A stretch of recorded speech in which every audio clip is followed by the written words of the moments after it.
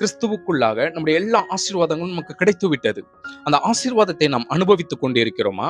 அப்படி ஒருவேளை அனுபவித்துக் கொண்டில்லாமல் அந்த ஆசீர்வாதத்தை பெற்றுக்கொண்டு அந்த ஆசீர்வாதத்திலே நாம் வாழாமல் இருக்கிறோம் என்றால் எது நம்மை தடுத்து கொண்டிருக்கிறது?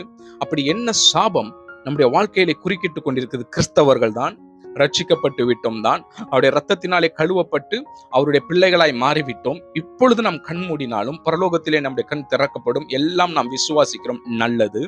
கிறிஸ்துவுக்குள்ளாக அந்த ஆசீர்வாதம் முழுவதையும் நாம் இப்பொழுது அனுபவித்துக் கொண்டிருக்கிறோமா?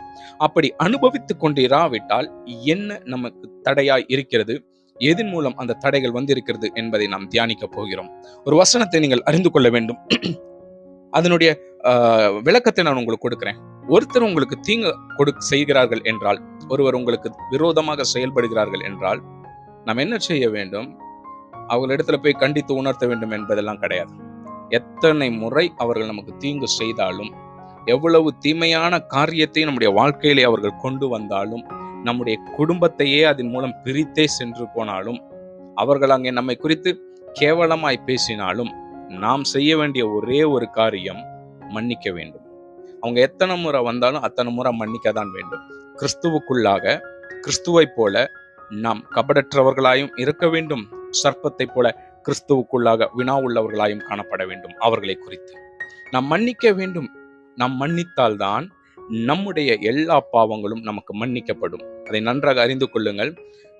நாம் நித்திய ஜீவனை பெற்றுக்கொள்ளுவதற்காக தான் தன்னுடைய சொந்த குமாரனை இந்த பூமிக்கு அனுப்பி இவ்வளவாக உலகத்தில் அன்பு கூர்ந்தார் என்று யோவான் 3:16 சொல்கிறது. நித்திய ஜீவனை நாம் பெற்றுக்கொள்ளுவதற்கு நம்முடைய எல்லா தவறுகளும் மன்னிக்கப்பட்டு கர்த்தருடைய கிருபையினாலே அவருக்குள்ளாக வாழ்ந்து நம்முடைய எல்லா ஆசீர்வாதங்களையும் அனுபவிக்க வேண்டும் என்றால் நாம் நமக்கு தீமை செய்தவர்களை மன்னிக்க வேண்டும்.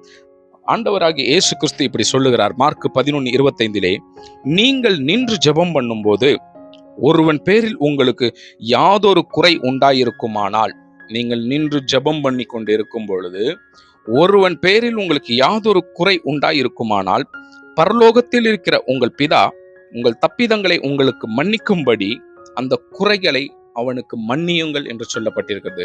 நாம் என்ன செய்ய வேண்டும்?